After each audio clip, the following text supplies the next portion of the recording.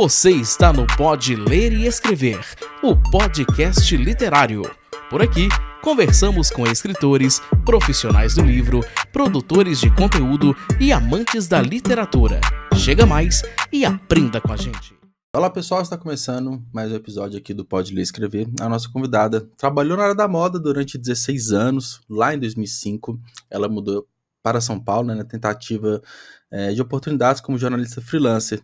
Em 2008, foi para Londres, onde fez especialização em jornalismo de moda e mestrado em jornalismo. No retorno ao Brasil, entrou pela porta da frente nas maiores agências de relações públicas de moda no país e acumulou histórias divertidas e bizarras dos bastidores célebres da moda e do jornalismo de celebridades, em Nova York, São Paulo e Londres. E ela é autora do livro O Teatro da Fama. Mariana Grebler, tudo bem? Seja bem-vinda ao podcast, como que você está? Obrigada, Juliano. Tudo jóia. Obrigada pelo convite e parabéns pela iniciativa de falar de literatura e escrita. Obrigada. Obrigado, eu que agradeço o convite.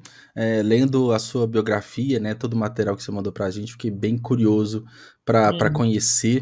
E eu queria começar nossa conversa da gente falando sobre esses detalhes da sua jornada, porque essa pequena introdução que eu fiz aqui é um resumo extremamente compacto de toda a sua trajetória por essas áreas, essas macro áreas, vamos colocar assim, né?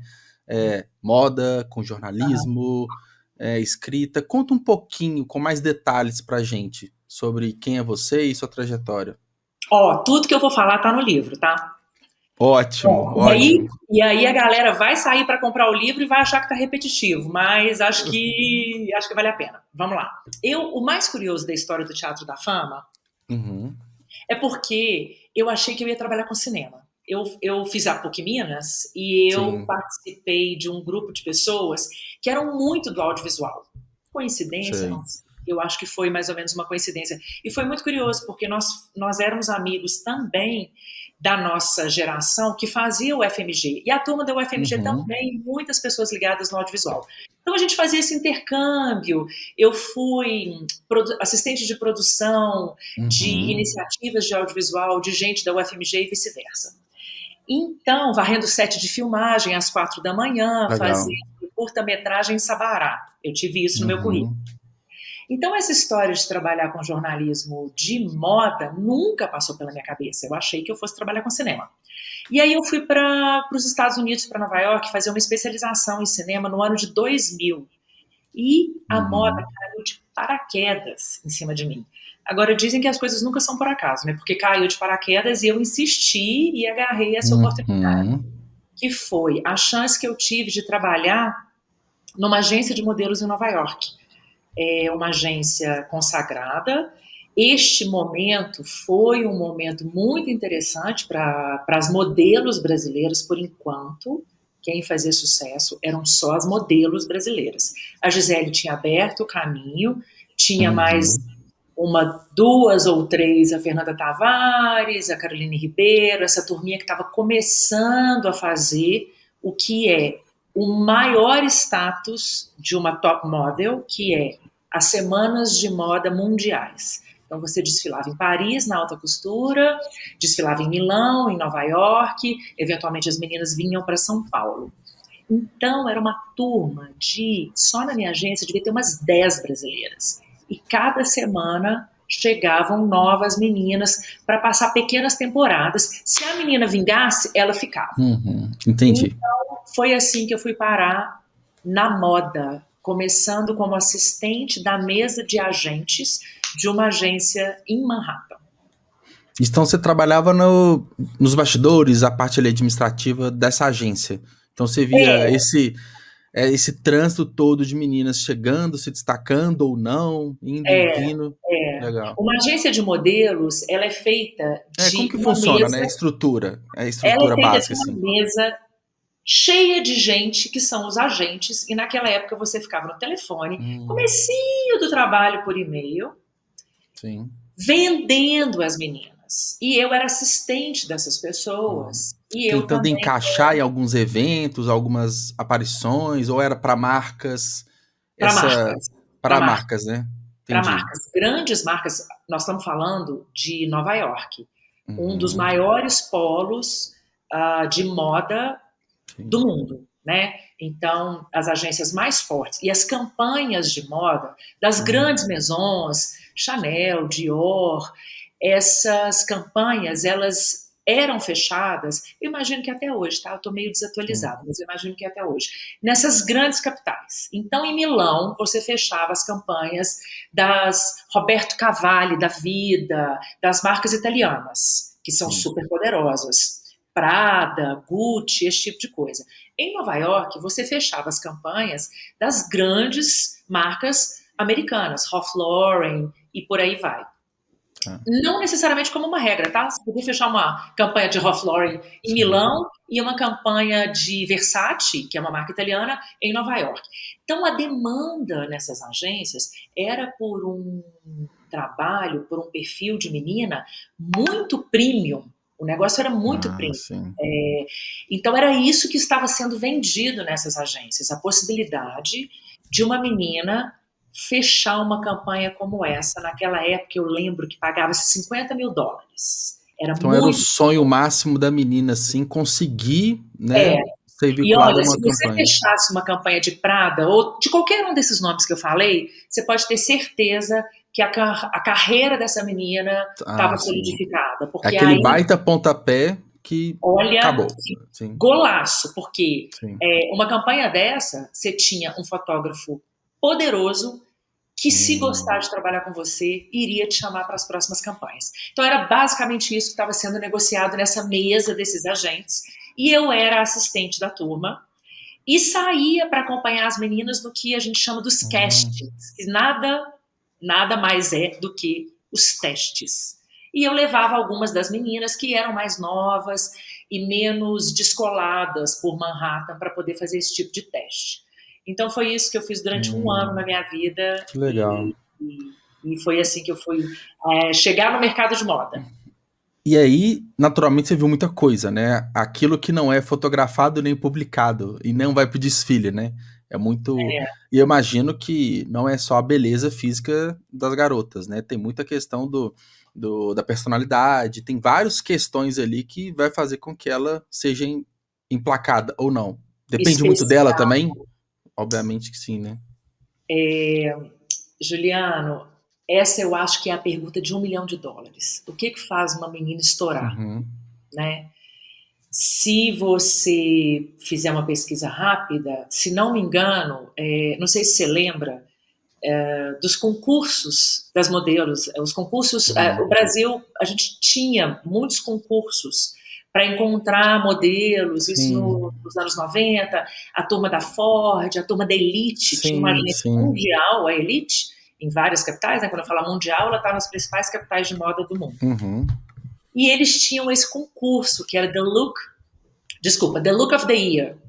E a Gisele foi em segundo lugar, no ano em que ela foi selecionada. E a primeira, quem foi? Ela, só de curiosidade. Ou seja, ninguém lembra da... Eu não sei, deve ser fácil de descobrir. Deve ser alguém que deve ter trabalhado legal, mas ninguém... ninguém igual a ela, naturalmente. Construiu uma carreira tão poderosa. Ela, na minha visão, é a modelo mais poderosa que já existiu na história das top models, mais do que Naomi Campbell, mais do que Claudia Schiffer. Você está falando de todas do mundo, não só brasileira. Do mundo, porque ela está bombando até hoje. E ela pode cobrar o que ela quiser. E realmente, assim... Então, eu acho que personalidade e carisma, tá? Tem muito a ver com uma menina estourar. Então, você vê que uma menina como a Gisele, que ficou em segundo lugar, ou seja, não foi considerada a mais bonita, hoje é a grande estrela. É a maior.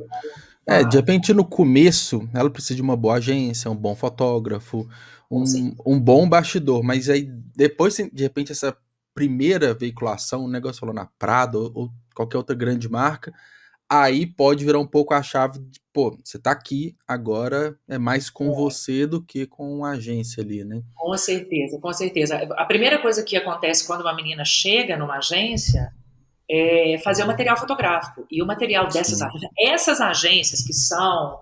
Hoje em dia eu tô meio por fora, isso tem 23 anos, mas essas agências na época, né? Essa era a Marilyn Models. Eu trabalhava na Marilyn. A Gisele não era da minha agência. Mas a minha agência tinha modelos, Alessandra Ambrosio, Carolina Ribeiro, Fernanda Tavares, dispensa qualquer apresentação. Essas eram grandes agências com muita infraestrutura, tanto que eu fui parar nessa agência, acho que eu até esqueci de contar, porque uma amiga minha morava em São Paulo e conhecia o gestor da agência em São Paulo. E por um acaso, ele perguntou para ela, você não conhece ninguém que está em Nova York? Não, estou precisando de uma menina que fale português para poder dar uma força lá na nossa sede em Nova York. Então, eram agências tão poderosas que elas estavam com escritórios muito grandes e muito bem estruturados por todas essas questões que eu citei. Então, a primeira coisa que você faria numa agência séria é o material fotográfico, material de primeiríssima, o styling, né, que é o estilo, o maquiador de primeira. Por isso que a menina, quando ela chega, ela também gasta muito dinheiro, porque ela já entra na agência com saldo negativo, porque é a agência que paga tudo. Então demora.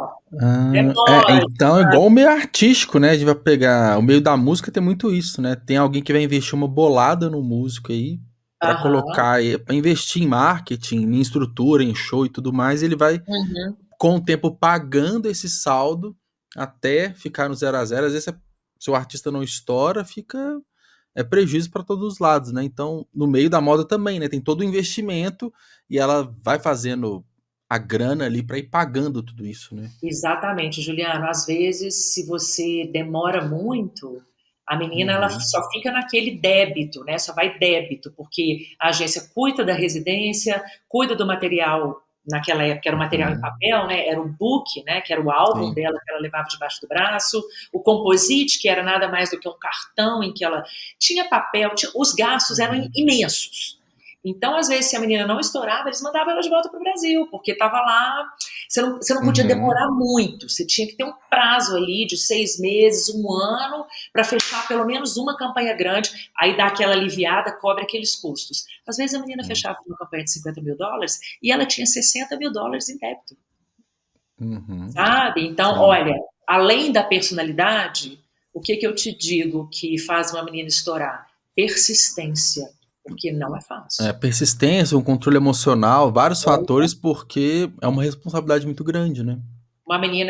Essas meninas chegavam lá com 16 anos, com 17, 18 anos.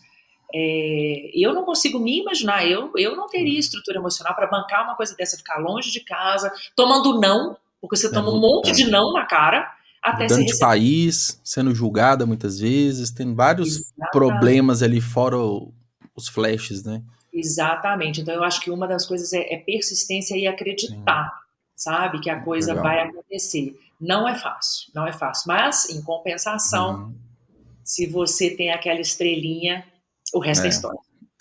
Aí depois vem os louros todos, né?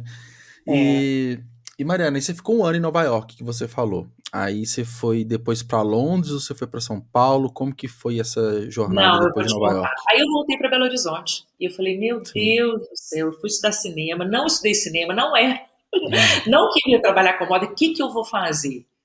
Acabei indo trabalhar numa agência pequena aqui em Belo Horizonte. Fiquei 1 ano trabalhando numa agência aqui. Não era o que eu queria. Eu acho que eu nasci jornalista, eu sempre quis ser jornalista, seja jornalista cinematográfico, fosse falar de audiovisual, fosse trabalhar nos bastidores do audiovisual, mas não era muito a minha praia. Mas eu fiquei 1 ano trabalhando numa agência aqui e acaba que eu fiz uma turma e acabei abrindo a minha própria agência. Então eu tive a minha agência aqui em Belo Horizonte, por ser um mercado que não é um mercado muito de passarela, a gente fazia muito elenco para publicidade. E aí eu fiquei 1 ano e pouco nisso, até que eu falei, não é por aí.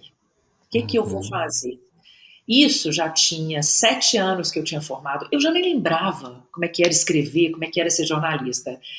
E eu falei, beleza, metade da minha turma da PUC estava em São Paulo. Falei, eu vou para São Paulo. Fui para São Paulo, eu tive a felicidade de ter um lugar para ficar, aquela conjunção de coisas, né? Meu irmão mais velho morava lá, o que me estimulou a ir. Meu pai tinha um apartamento, eu tinha vários amigos, como eu disse. Tinha gente trabalhando na Editora Abril, tinha gente trabalhando na Editora Globo, tinha gente trabalhando no audiovisual. Eu me senti acolhida para ir para São Paulo. Um ambiente confortável, né? Um ambiente com menos riscos do que o normal ali para ir, né? Talvez. Eu tinha visto algumas pessoas fazerem esse caminho e eu resolvi arriscar. E aí, como eu conto no livro, não é por nada não, gente, mas esse livro ele é muito divertido, porque eu conto um pouco da minha vida pessoal, porque eu conto no livro que eu tomei um pé na bunda do meu namorado na época, e foi um empurrãozinho que eu precisava para ir para São Paulo. Foi aquele último, né? Aquela última. A gente vai construindo na nossa cabeça a balança, né? Então, aquele pezinho na balança que pesou para você ir, né? Não, e a história é muito divertida, porque hoje ele é meu marido. Calma que não acabou. Então... Vamos chegar lá. E aí a gente terminou e eu fui para São Paulo. E aí eu fiquei em São Paulo e não foi fácil. Sim. Eu cheguei em São Paulo em 2005, eu fiz 30 anos em São Paulo. E aí eu falei, eu tô aqui competindo com os jornalistas freelancers. Não é assim, você chega e consegue uma vaga na Editora Abril. Meu sonho era trabalhar numa redação, né? Eu queria trabalhar numa redação, eu queria escrever, eu tinha um glamour, assim, uma coisa Diabo Veste Prada, de trabalhar nas redações, né? E ainda era um meio que estava transformando para o online, né? Então, eu imagino que ainda era muito os periódicos, os impressos, ainda mais na Abril, né? Que era a maior da época, eu imagino, né? Olha, nessa época não se falava em revista digital ainda não, tá? Foi rápido. 2005, 2006, 2007. Antes de eu ir para Londres. Nessa época, o babado era o impresso. Mas as redações já eram bem enxutas, a gente não tem uma imprensa muito grande no Brasil, mesmo em São Paulo, onde todas as revistas estavam, não tinha muita vaga, sabe? Mas eu tive muita ajuda de muita gente, muitos colegas meus, eu devo tudo aos meus contemporâneos de PUC, aos meus amigos, eu fiz freela para todas as revistas da Editora Abril, pelo menos do núcleo feminino. Eu ia falar que eu fiz até para Super Interessante. Não, eu fiz para Você S.A. Então, eu fiz para Você S.A. Eu fiz matéria de cota para minorias e empresas. Fiz matéria de beleza, fiz matéria para Capricho sobre uma modelo que infelizmente na época tinha falecido de anorexia. Eu fiz de tudo. E mas redação, basicamente redação de matéria. Redação. E Editora Globo também. Aí uma amicíssima minha, Denise Dadá, saiu da Editora Abril e foi ser editora de moda da revista Quem. E aí ela me levou comigo, eu fiquei 1 ano como colaboradora numa coluna de beleza, que é um assunto que eu gosto muito, falando de maquiagem, entrevistando maquiadores. Então aquela coisa assim, aquela época eu não entendi muito bem, mas hoje eu vejo que o que eu tinha visto em Nova York, na moda, na beleza, nas campanhas, né? A gente fechou campanhas para grandes marcas, L'Oréal, Maybelline e tal. Eu trouxe isso, você nunca perde a sua experiência, né? Eu trouxe isso para essa coluna que eu tive na Quem durante 1 ano. Mas eu ainda não estava feliz, porque eu era freela. E o freela é aquele dinheirinho pingado, né? É o pingado. E você não tem aquela coisa da certeza no final do mês, né? Pode vir... Vem o serviço hoje, mas não vem amanhã. Exatamente. Você pulveriza muito, você não dedica a uma área específica. Tem vários pontos, né? Exatamente. E eu falei, eu preciso fazer alguma coisa. O que eu vou fazer? Estimulada pela própria Denise, que tinha feito o mestrado dela em Londres, em jornalismo, olha, agora que eu tô me lembrando, na verdade a Denise, ela se casou com... Ah, não, desculpa, corta essa parte, essa parte da vida pessoal dela. Desculpa, tá, Luiz? Não vou falar isso não, tá? Bom, eu tinha feito uma viagem para a Europa, e mais ou menos em 2007, uma viagem rápida. E eu fui para Irlanda e para Inglaterra. E acabei juntando as coisas, algumas amigas que tinham feito esse mestrado em Londres, e voltei para o Brasil com a ideia de fazer o mestrado em jornalismo em Londres. E voltei para cá, fiquei 4 a 6 meses e me organizei para poder voltar para Londres para fazer esse jornalismo. Eu pensei assim, se eu fizer esse mestrado, eu vou voltar com um currículo interessante, e aí eu consigo minha vaga, que eu queria, Sim. né? Aí eu acho que eu já chego com uma moral melhor para poder ser editora de alguma revista, com um currículo mais interessante. Eu só tinha o bacharel em jornalismo, não era jornalista neste momento. Bom, apesar de ter freelado esses 3 anos, eu era repórter. Então, a minha experiência ela era muito pequena. E foi aí que eu decidi ir para lá. E com a ajuda, né, dessas pessoas que eu digo que eu tive, né, muitas indicações, eu cheguei em Londres para fazer o mestrado, mas eu fui fazer freelancer para a revista People, um pouco por causa dessa coisa de revista de celebridade que eu fiz na Quênia. Legal. Então, um amigo que indica um amigo que precisa de uma jornalista brasileira, aí eu recebi um gringo no Brasil para poder fazer uma matéria, eu era só a tradutora, e aí quando eu cheguei lá, esse gringo me indicou e eu fui conhecer o editor da People em Londres, em uma semana eu estava fazendo pré-estreia de filme com a Susan Sarandon, Tapete Vermelho. Que legal. E aí muito foi rápido, assim, né? Tudo muito rápido, né? E a graduação em paralelo, naturalmente, né? Quando eu cheguei lá, eu achei que eu falasse inglês. Porque eu já tinha feito intercâmbio estudantil, já tinha morado em Nova York. O inglês da Inglaterra, de Londres. É bem diferente, né? Eu não falo essa língua. Eu não sei falar essa língua. Eu não sei o que está acontecendo aqui. Mas, enfim, eu estava já na faculdade, já estava fazendo. Primeiro, eu fiz o jornalismo de moda. Que eu falei, já que eu estou na moda, eu vou fazer um curso. E sou jornalista, né? Você juntou as duas coisas. E o mestrado, ele só começava em agosto. Então pensei, até agosto eu vou ficar freelando na People e vou fazer um curso de 3 meses que era uma especialização em jornalismo de moda, para poder estudar até o começo do mestrado. E foi exatamente isso que eu fiz. Então, o período que eu estava já a minha universidade, né, foi ela chama University of the Arts. E eu estava na London College of Fashion, a escola de moda.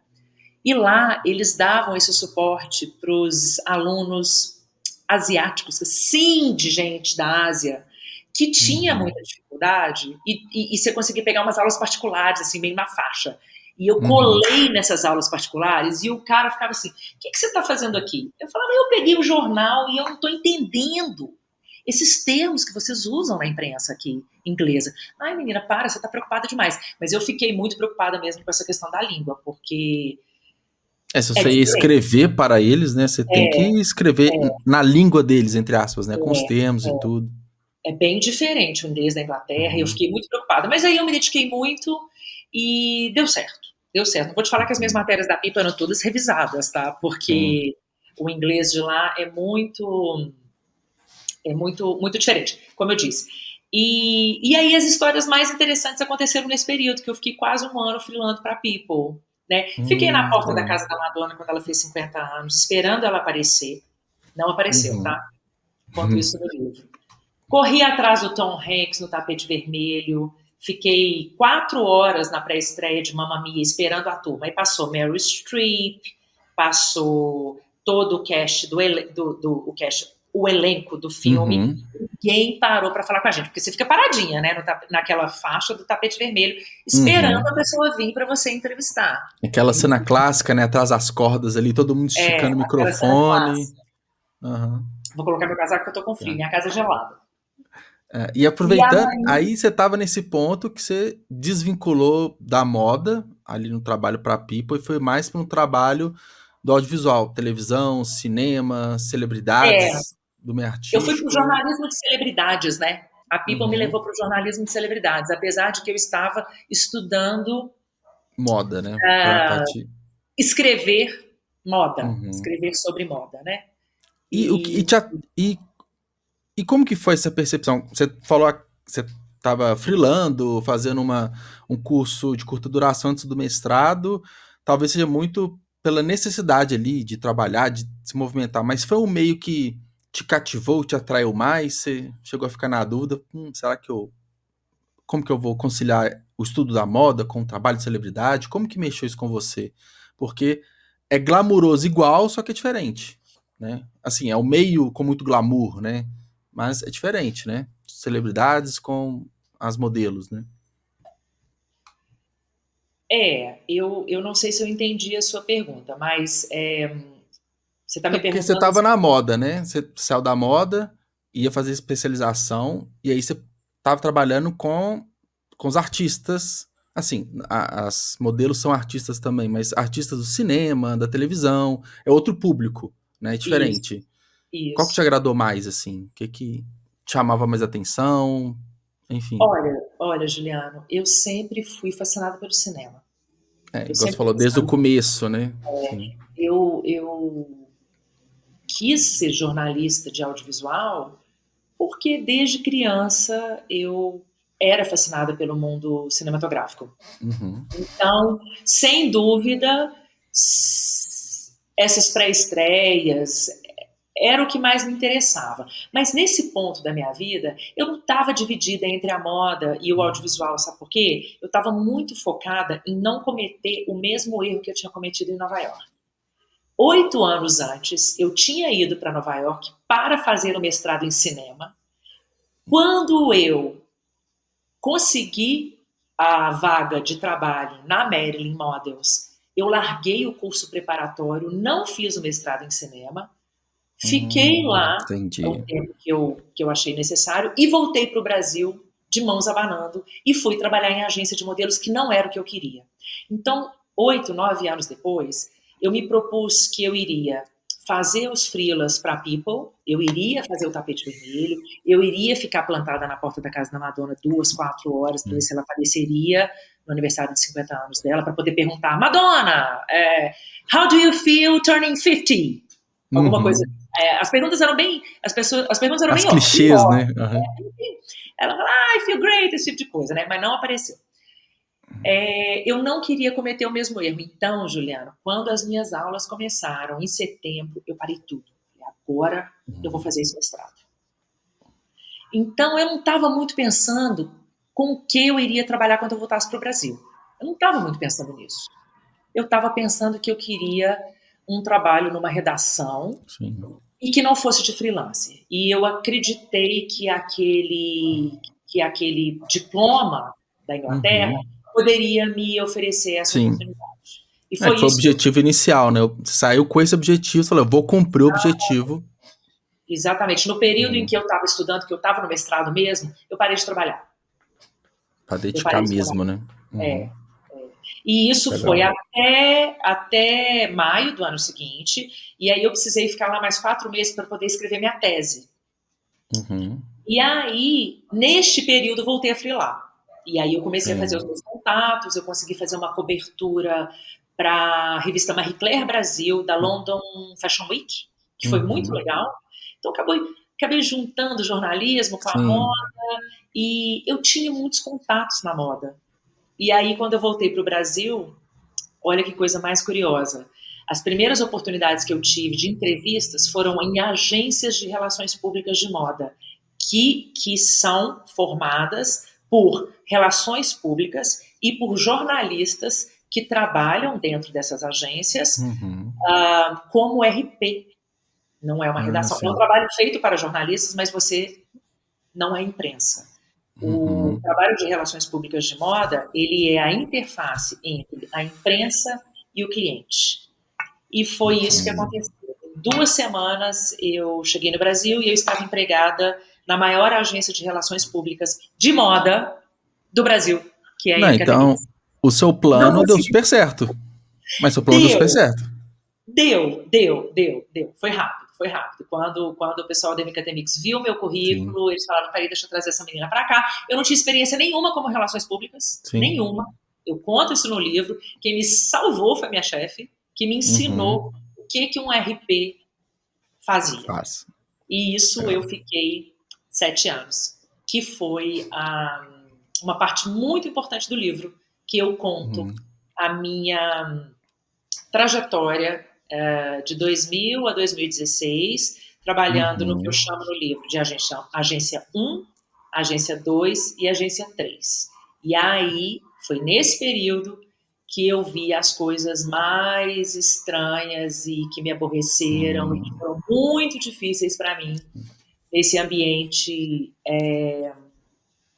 dos famosos, né? no ambiente dos famosos, porque você trabalhar numa agência de moda, numa grande agência de moda, estou falando, quando eu falo agência, RP, né? Sim. Porque você tem as agências... Hoje em dia você tem agência de tudo, né? Você tem agência de branding, agência de... Tem as próprias agências de modelo, as agências de propaganda, tem agência de tudo, né? Agência de evento. Então, as agências pelas quais eu passei são as agências de RP, que por sinal mudaram muito. Hoje, em 2023, elas já são bem diferentes de 2013. Sim. Naquela época, o nosso foco era emplacar os nossos clientes na imprensa. Então, eu estava o tempo todo atendendo a imprensa, fazendo essa interface. E hoje, pelo que eu tenho visto, com o lançamento do livro, encontrei com vários amigos meus, várias pessoas que têm as próprias agências ou continuam trabalhando, ou hoje em dia são marketing das marcas. Enfim, o mercado mudou muito e hoje o digital e as redes sociais são tão importantes quanto você emplacar um cliente seu, né, seja de moda, seja de beleza, seja o que for, na rede de alguém que tenha muita visibilidade. E essa agência que eu fui trabalhar, como eu estava dizendo, fazia muito desfile, a gente fazia São Paulo Fashion Week. Então, Juliano, o São Paulo Fashion Week naquela época era o maior circo, vou falar teatro, que poderia haver de celebridades e moda, e wannabes, e imprensa, e era o caos, e é isso que eu conto no Teatro da Fama. Aí é que é o ponto que eu queria chegar, que é o livro, né? Legal que você falou até agora, né, toda a sua trajetória, em diversos pontos você cita o próprio livro, né, o Teatro da Fama. E quando que surgiu a ideia de escrevê-lo? Claro que, né, é basicamente a sua história ali, né? Então a sua história ela é escrita a cada momento, a cada fato, a cada acontecimento. Mas quando que você decidiu juntar toda essa experiência num livro? Como que foi essa viradinha de chave para transformar isso no livro mesmo? Eu não sei, eu vou falar por mim, tá? Eu acho que eu sempre quis escrever um livro. Não era tão claro isso na minha cabeça, mas eu lembro de falar em torno dos meus 20 anos, né, nessa década entre 20 e 30, eu lembro de falar muito, nossa, eu queria tanto escrever um livro, só que naquela época eu achava que eu iria escrever um livro sobre relacionamento humano. Eu sempre achei muito curioso a relação homem-mulher, sempre fui muito observadora e muito foco de conversa com as minhas amigas sobre o relacionamento delas. Eu achava que eu iria escrever um livro tipo Os Homens São de Marte e as Mulheres São de Vênus. Eu sempre tive essa vontade. Nesse período que eu estava na Mecatemix, que eu chamo de Agência 1, no livro, de 2010 a 2013, eu lembro de pensar, esse caso que eu vivi dá um livro. Isso dá um livro. E aí eu conto, no livro eu cito 3 clientes com os nomes alterados, todos os nomes no livro, exceto Giovanna Antonelli, que eu conto um caso, que eu fiz um evento com ela, de Wagner, todos os nomes foram modificados. Eu não usei nenhum nome dos meus clientes reais, até mesmo das agências. Eu falo da Mecatemix, da agência 1, porque foi a agência que eu fui mais feliz. E eu conto isso no livro. Como que sair de lá e ir para a agência 2 e a agência 3, como que isso começou a minha carreira começou a degringolar, porque finalmente eu fiquei muito abalada com essas outras agências em que eu fui trabalhar, porque as coisas começaram a piorar, sabe? Eu acho que a Mecatemix é tão bacana, mas tão bacana, eu sou tão apaixonada por ela até hoje, Carol Bertoni, que ela me blindava um pouco, sabe? Ela foi um anjo na minha vida. Mas, enfim, eu já saquei isso lá atrás. Isso dava uma história. E aí, quando veio a pandemia, em 21, a segunda onda avassaladora da pandemia, eu comecei a escrever. Comecei a escrever alguns casos aleatórios, algumas histórias. Eu sou de uma família de advogados. Eu perguntei para o meu irmão, Léo, quero escrever um livro sobre os babados que eu vivi. O que você acha? Não escreve não. Escreve não, que isso vai dar problema. Escreve não, que isso vai dar problema. Aí, passei o tempo, fui lá e perguntei pro meu pai, quero escrever um livro. Escreve, minha filha, muda o nome de todo mundo. Muda o nome de todo mundo. Pode escrever, pode escrever. Aí, estimulada pela resposta que eu quis, né? Eu queria. Sim, exato. Estimulada por essa resposta, eu comecei a escrever Juliano, eu acho que cara, tava tudo na minha cabeça. Em 3 semanas, em 3 meses, eu já tinha escrito, sei lá, umas 40, 50 páginas. E é um ponto. Tudo que você falou que a escrita estava envolvida, né? É uma escrita jornalística, é diferente escrever para uma redação do que escrever um livro. Mas, falando agora, pelo que você falou agora, foi fácil, entre aspas, colocar isso tudo no papel, né? Foi rápido, foi fluido. Foi tranquilo escrever um livro perante o que você escrevia para as matérias? Juliano, foi muito tranquilo, foi muito rápido. Ficou até surpresa, né? Mais fácil que imaginava, né? Tudo dentro da minha cabeça. Por isso que eu falo, eu não sou escritora. Eu ainda não consigo dizer escritora. Eu sou uma jornalista que escreveu sobre a minha trajetória. Então, uma escrita Pessoal, vai lá, compra o livro, tá? Aí quando vocês forem ler o livro, vocês vão ver. É como se vocês vão escutar minha voz. Como eu tô te contando, assim. Em primeira pessoa, contando os casos. Então, foi muito fácil. E quando eu lancei em março, em São Paulo, as meninas, as minhas contemporâneas, as minhas colegas, a turma falou, nossa, que memória que você tem, eu não lembro de nada disso. Agora que você está contando, eu lembro eventualmente, falei, gente, você não lembra desse caso, daquele outro, disso que aconteceu, blá, blá, blá. Nossa, não lembraria. Então, eu acho que eu tenho uma memória boa, hoje em dia, eu acho, né, comparado com as observações que as pessoas envolvidas no livro comentaram, que eu não lembro de nada. E eu escrevi como uma escrita jornalística, só que o jornalismo ele é feito de vários pontos de vista e de várias fontes. Nesse caso, a fonte é única, sou eu. Sim, e então, seu ponto de vista, fácil. Né?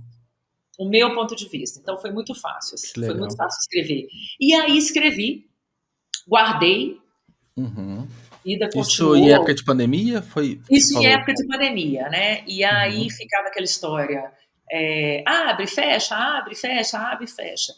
E o meu marido, que eu conto no livro, só para fazer o gancho com a história que a gente tinha terminado. Do pé na bunda. Voltei de Londres, voltei para o Brasil e voltamos ao namoro, 5 anos depois. Quem diria?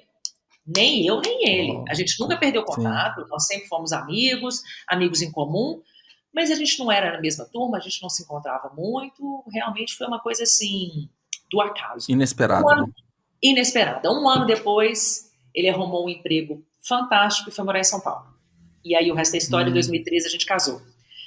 Então, por que comecei a falar do marido? Desculpa, vai ter que cortar essa parte. Você fez o gancho, né? Da volta... sim. O gancho. Eu e meu marido, a gente tem uma vida muito esportiva. E a gente voltou... conto isso no livro. Voltamos de São Paulo em 2017, porque somos esportistas, a gente faz a escalada, o esporte da escalada. Meu marido é montanhista, a gente voltou porque a gente queria ficar perto da Serra do Cipó, que é onde hoje a gente mora, entre aspas. E aí com essa... Desculpa, de novo, eu perdi. Por que eu tô falando isso? Eu tô falando isso porque... lembrei, desculpa.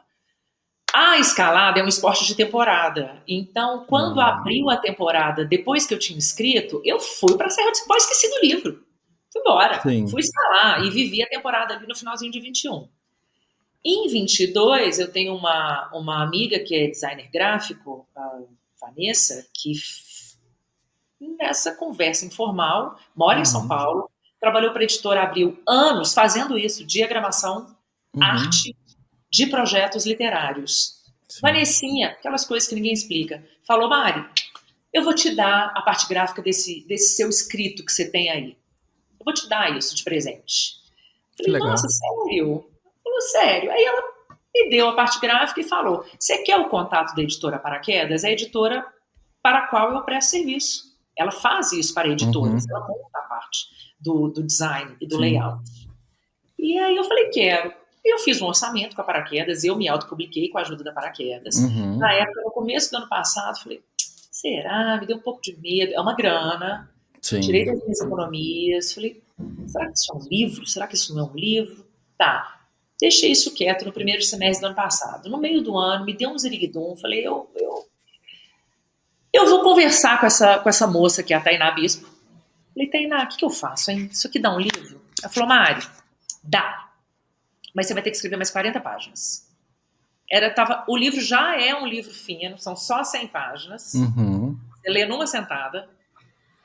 Tá muito fininho. Você consegue? Em 3 semanas eu escrevi as outras 40, porque foi Sim.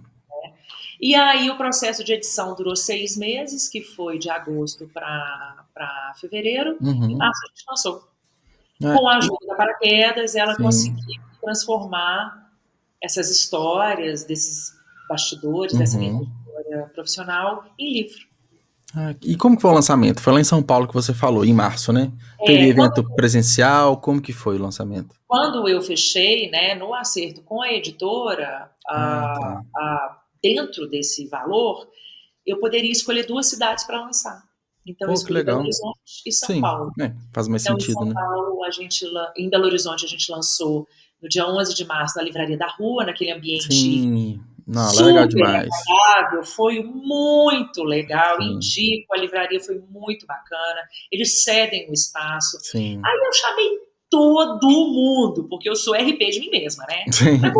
Os meus colegas todos de faculdade, foi super legal, não posso reclamar. E uma semana depois eu fiz na livraria da Vila, na Lorena. A Paraquedas me ofereceu algumas opções. Tinha a livraria da Vila, tinha Martins Fontes, tinha a livraria da Vila de Pinheiros.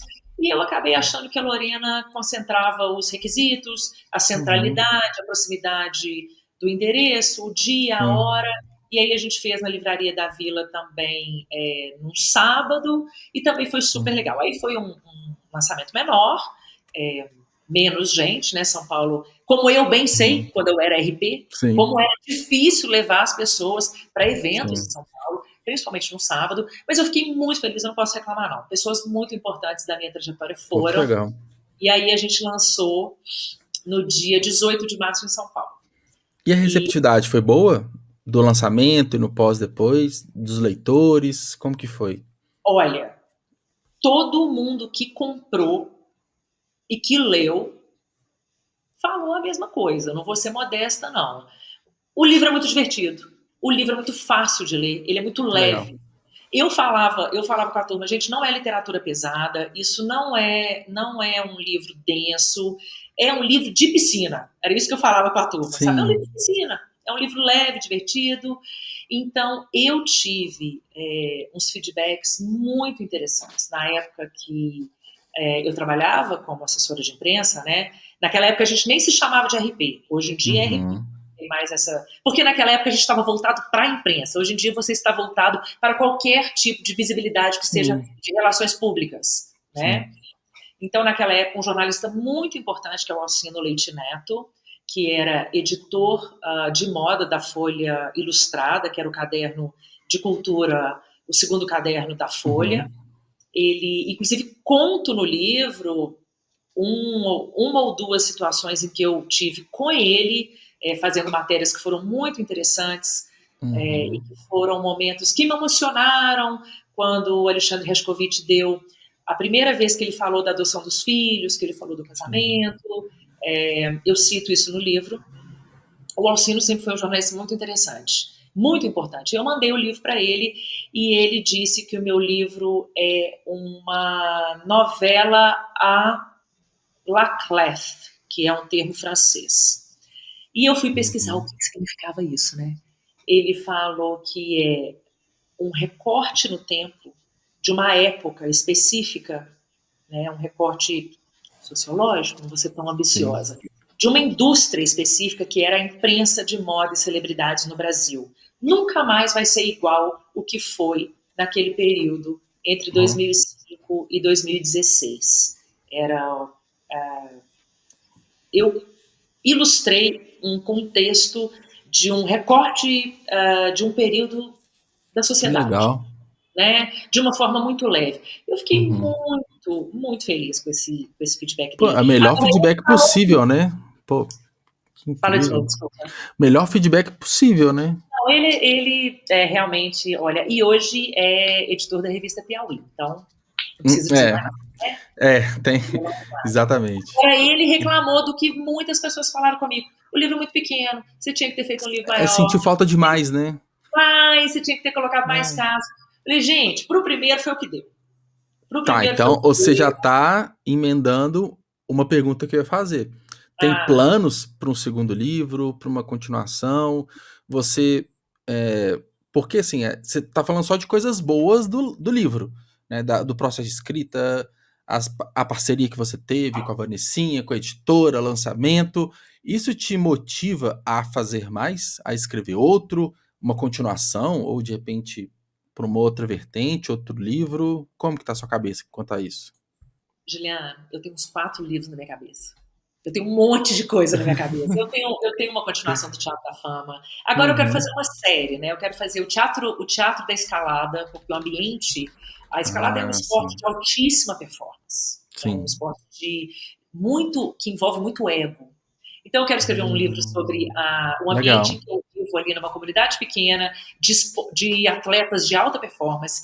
E eu quero escrever um livro eu quero escrever o Teatro da Amizade, porque eu tenho o privilégio de ter amigas que eu convivo há quase 40 anos. Eu sempre tive um círculo de amigas muito importantes e que felizmente são minhas amigas até hoje. Umas mais próximas, umas menos próximas. Sim. E eu quero escrever sobre essa amizade de 30, 35 anos também. Legal. Então, eu quero. Sim. Mas se você me perguntar, eu quero pagar para me publicar? Não. Não. Eu quero que alguma editora banque esse próximo livro. Então, eu estou escrevendo. Agora, se eu vou me publicar, possivelmente não, porque eu não tenho mais dinheiro, porque o meu dinheiro ficou todo no Teatro da Fama. Sim. Sabe? Então, eu quero. Publicação por editora, prestadora de serviço é caro, né? O serviço de editora é caro, aí tem todos os custos do próprio lançamento e tudo, né? E a venda é um pingadinho, né? Você vende legal no lançamento, eu vendi super legal no lançamento, não posso reclamar do lançamento de São Paulo, mas depois é bem pingadinho, né? Então, eu tenho várias histórias, mas eu preciso entender como é que vai ser. Eu me dei esse ano para divulgar o livro.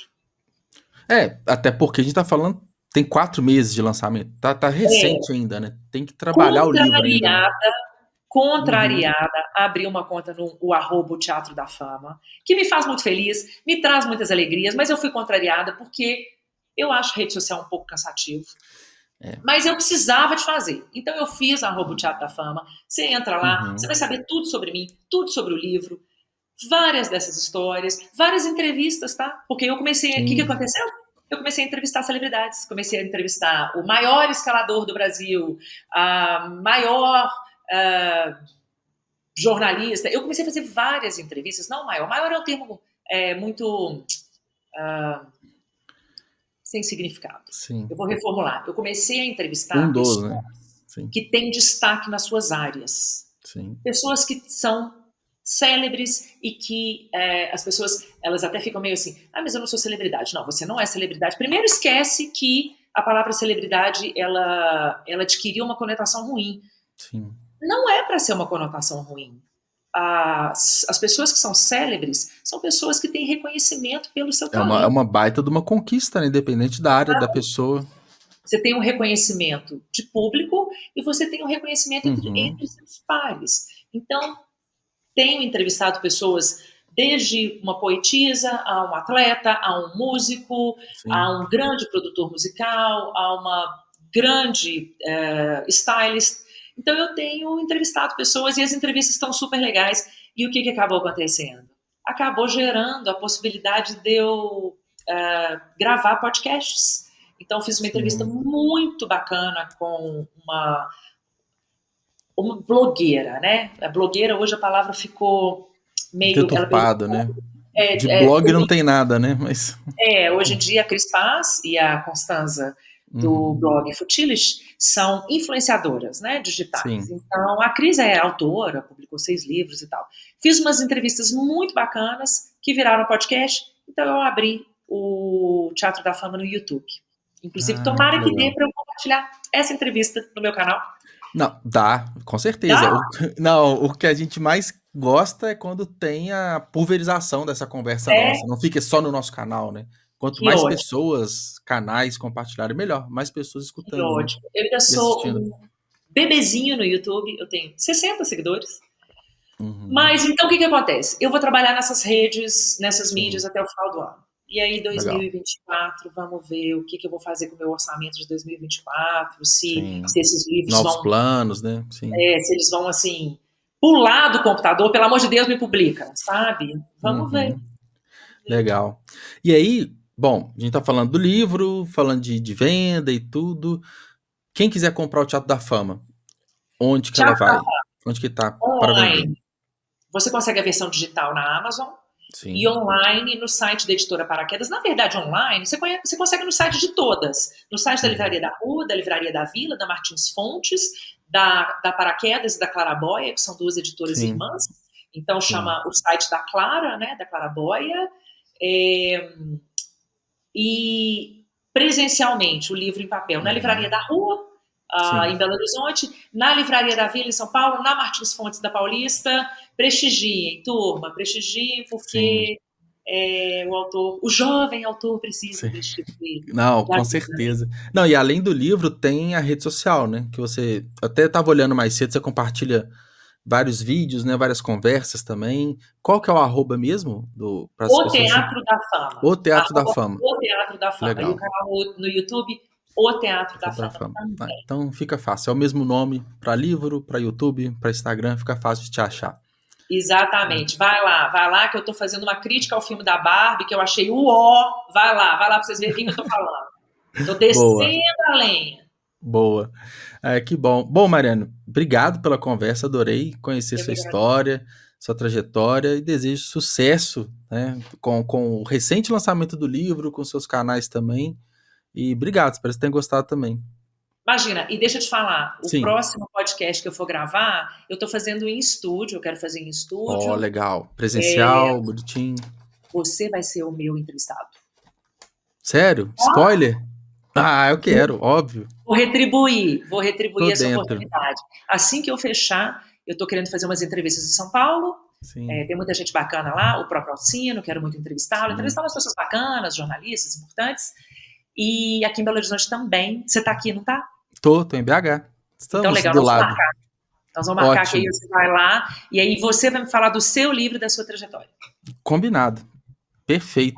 Bom, particularmente falando, eu adorei a conversa como um todo e esse finalzinho também. Fiquei surpreso, feliz e já aceito logo de cara o convite. Obrigada, gente. Valeu, Jean. Obrigado. Valeu, viu? Tchau, tchau. Até mais. Até.